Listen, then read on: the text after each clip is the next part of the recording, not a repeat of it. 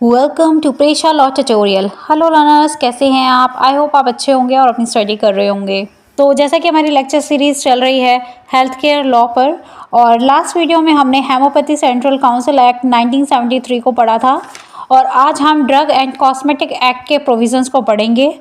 इसके अंदर हम प्रोफेशनल ऑब्लिगेशन ऑफ डॉक्टर्स के बारे में पढ़ेंगे, और इसमें ऑलरेडी सोशो इकोनॉमिक ऑफेंस जो सब्जेक्ट है उसके अंदर भी हमने ड्रग एंड कॉस्मेटिक एक्ट के इम्पॉर्टेंट प्रोविजंस को कवर कर रखा है। सो अब हम स्टार्ट करते हैं। Professional obligation of doctors under drug and cosmetic act 1940। Drug cosmetic act 1940 इस एक्ट के अंडर बनाए गए रूल्स के साथ इंडिया में ड्रग एंड कॉस्मेटिक के manufacture, sale, distribution and quality को ये एक्ट रेगुलेट करता है। यह एक्ट प्राइमरी रूप से ड्रग कंट्रोल पर फोकस करता है, लेकिन यह डॉक्टर के साथ हेल्थ केयर प्रोफेशनल्स पर ड्रग के सेफ यूज़ और ड्रग्स को प्रिस्क्राइब करने और एडमिनिस्टर करने में एथिकल प्रैक्टिस को फॉलो इंश्योर करने की सफिशिएंट रिस्पॉन्सिबिलिटी भी डॉक्टर्स के ऊपर डालता है। इसके अंदर ड्रग एंड कॉस्मेटिक एक्ट 1940 में डॉक्टर के प्रोफेशनल ऑब्लिगेशंस नीचे पॉइंट्स में दिए गए हैं। सो इसके अंदर फर्स्ट आता है प्रिस्क्राइब्ड अप्रूव्ड ड्रग्स ओनली। तो इसके अंदर जो डॉक्टर्स हैं वो रेगुलेटरी अथॉरिटीज़ जैसे central drug standard control organisation, ऐसे ऑर्गेनाइजेशन द्वारा जो अप्रूव्ड ड्रग है उनको ही प्रिस्क्राइब कर सकती हैं पेशेंट्स को। अनअप्रूव्ड, बैंड या अडल्ट्रेटेड ड्रग्स को किसी भी सर्कमस्टेंसेस में डॉक्टर प्रिस्क्राइब नहीं कर सकते हैं। देन नेक्स्ट इसमें आता है डॉक्टर के ऑब्लिगेशन। तो इसके अंदर बिफोर प्रिस्क्राइबिंग मेडिकेशन, मतलब मेडिकेशन को प्रिस्क्राइब करने से पहले डॉक्टर उस ड्रग की क्वालिटी, स्टैंडर्ड्स और लीगलिटी को वेरीफाई करें, और साथ ही साथ जो बैन सब्सटेंसेस और अनलाइसेंस मेडिसिन हैं उनको रिकमेंड और यूज़ करने को अवॉइड करें। देन नेक्स्ट आता है रेशनल एंड रेस्पॉन्सिबल प्रिस्क्राइबिंग। इस एक्ट के अंदर रेशनल यूज़ ऑफ ड्रग को एनकरेज करना, जिसका मतलब है कि डॉक्टर जो प्रिस्क्राइब करेगा मेडिसिन वो तभी करेगा जब ज़रूरी हो उस पेशेंट के लिए, और उसके अंदर जो करेक्ट डोज है, मतलब जो कितनी डोज देनी है, कितने अप्रोप्रिएट ड्यूरेशन में उस डोज को दिया जाना है, वो प्रिस्क्राइब करना बहुत ज़रूरी है। देन आता है ऑब्लिगेशन। तो इसके अंदर जो डॉक्टर्स हैं वो जो भी एंटीबायोटिक देते हैं पेशेंट को, उसके मिसयूज़ या ओवर प्रिस्क्रिप्शन करने से अवॉइड करें, और जो हाई रिस्क ड्रग हैं उसको पेशेंट को देने से बचें, क्योंकि जिससे कि जो पेशेंट है उसको एडिक्शन ना हो जाए उस मेडिसिन का। तो इन सब कंडीशन से बचने के लिए डॉक्टर्स को पेशेंट को मेडिसिन प्रिस्क्राइब करते वक्त ध्यान देना चाहिए, और साथ ही साथ एविडेंस बेस्ड गाइडलाइंस भी फॉलो करने चाहिए जो कि प्रिस्क्राइब किए जाते हैं। देन नेक्स्ट आता है अवॉइडिंग प्रिस्क्रिप्शन ऑफ अडल्ट्रेटेड, स्पीरियस और मिसब्रांडेड ड्रग। इस एक्ट के अंदर मिलावटी मतलब अडल्ट्रेटेड, नकली मतलब स्पीरियस, और मिस ब्रांड ड्रग जो कि गलत ब्रांड वाले ड्रग्स जो हैं, जो मेडिसिन हैं, उस डिस्ट्रीब्यूशन और यूज़ को प्रोहिबिट करता है, जो कि पेशेंट को नुकसान पहुंचा सकते हैं। देन उसके बाद आता है ऑब्लिगेशन। तो इसके अंदर जो मेडिकल प्रैक्टिशनर्स हैं वो या डॉक्टर्स हैं वो इंश्योर करें कि प्रिस्क्राइब्ड मेडिसिन रेपुटेबल सोर्सेज से हों, और किसी भी सस्पेक्टेड अडल्ट्रेटेड मतलब मिलावटी या स्पीरियस मतलब नकली मेडिसिन की रिपोर्ट रिलेवेंट अथॉरिटी को दें।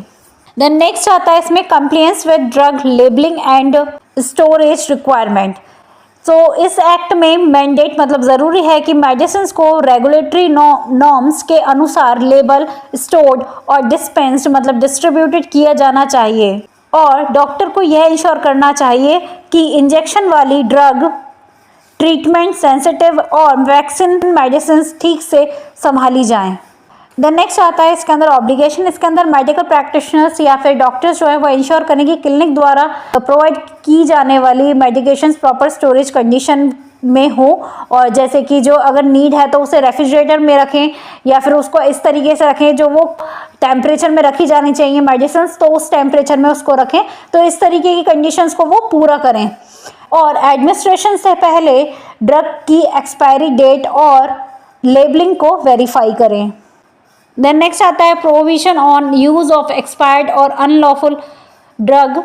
तो इसके अंदर ऐसी ड्रग को देना या लिखना इलीगल है जिनकी एक्सपायरी डेट हो चुकी है या जिन्हें इंडिया में सेल करने के लिए लीगली परमिशन या लीगली परमिटेड नहीं है। देन इसके अंदर आता है ऑब्लिगेशन। तो इसके अंदर जो डॉक्टर्स या मेडिकल प्रैक्टिशनर्स हैं वो मेडिसिन लिखने या यूज़ करने से पहले हमेशा एक्सपायरी डेट को चेक करें और अनअप्रूव्ड सैंपल या प्रमोशनल ड्रग को देने से बचें। देन नेक्स्ट आता है इसमें रिपोर्टिंग एडवर्स ड्रग रिएक्शन जो ADR। तो इसके अंदर डॉक्टर को पेशेंट की सेफ्टी के लिए ड्रग क्वालिटी को इंश्योर करने के लिए रेगुलेटरी बॉडीज़ को एडवर्स ड्रग रिएक्शन मतलब फार्माकोविजिलेंस की रिपोर्ट करने के लिए एनकरेज किया जाता है। देन नेक्स्ट आता है इसके अंदर ऑब्लिगेशन। तो इसके अंदर मेडिकल प्रैक्टिशनर या डॉक्टर्स ट्रीटमेंट के दौरान होने वाले साइड इफ़ेक्ट्स या टॉक्सिटी या अनएक्सपेक्टेड ड्रग रिएक्शन के बारे में अथॉरिटीज़ को इन्फॉर्म करें और पेशेंट को पोटेंशियल साइड इफ़ेक्ट्स के बारे में बताएं और उन्हें एडवर्स रिएक्शन की रिपोर्ट करने के लिए एनकरेज करें। देन नेक्स्ट आता है restrictions on narcotic and psychotropic drugs.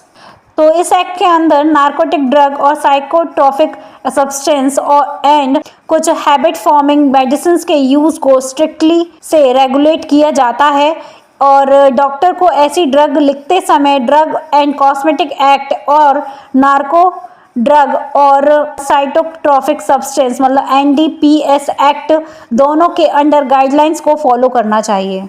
Then इसके अंदर आता है ऑब्लिगेशन। इसके अंदर मेडिकल प्रैक्टिशनर्स या डॉक्टर्स को कंट्रोल सब्सटेंस के लिए केवल तभी प्रिस्क्रिप्शन इशू करें जब मेडिकली जस्टिफाइड हो और स्पेसिफाइड क्वांटिटी में हो और मिसयूज़ को रोकने के लिए नार्कोटिक ड्रग के लिए डिटेल्ड रिकॉर्ड्स भी मेंटेन करने चाहिए। देन नेक्स्ट आता है यूज़ ऑफ जेनरिक ड्रग। तो इसके अंदर डॉक्टर को जेनरिक ड्रग लिखने से पहले एनकरेज किया जाता है ताकि यह इंश्योर किया जा सके कि पेशेंट के क्वालिटी से समझौता मतलब कॉम्प्रोमाइज़ किए बिना अफोर्डेबल ट्रीटमेंट ऑप्शंस में मिले। इसमें आता है ऑब्लिगेशन। तो इसके अंदर डॉक्टर या मेडिकल प्रैक्टिशनर जहां अवेलेबल हो जेनरिक ड्रग को प्रायोरिटी दें और ब्रांडेड ऑल्टरनेटिव्स के कंपेयर में जेनरिक की इफेक्टिवनेस के बारे में पेशेंट को एजुकेट करें मतलब बताएं। देन नेक्स्ट आता है prohibition on misleading advertising and promotion. तो ये act promotion of drug and cosmetic को प्रोहिबिट करता है जिसमें उनकी एफिकेसी मतलब इफेक्टिवनेस के बारे में फॉल्स या एग्जरेटेड क्लेम्स किए जाते हैं। देन नेक्स्ट इसमें आता है ऑब्लिगेशन। तो इसके अंदर मेडिकल प्रैक्टिशनर्स या डॉक्टर्स ऐसे प्रोडक्ट को एंडोर्स या प्रमोशन करने से बचें जो लीगल रिक्वायरमेंट को फॉलो नहीं करते हैं और ऐसी कॉमर्शियल एक्टिविटीज़ में पार्टिसिपेशन लेने से बचें जो पेशेंट को मिसलीड करते हों। नेक्स्ट आता है duty to educate patient about proper drug use.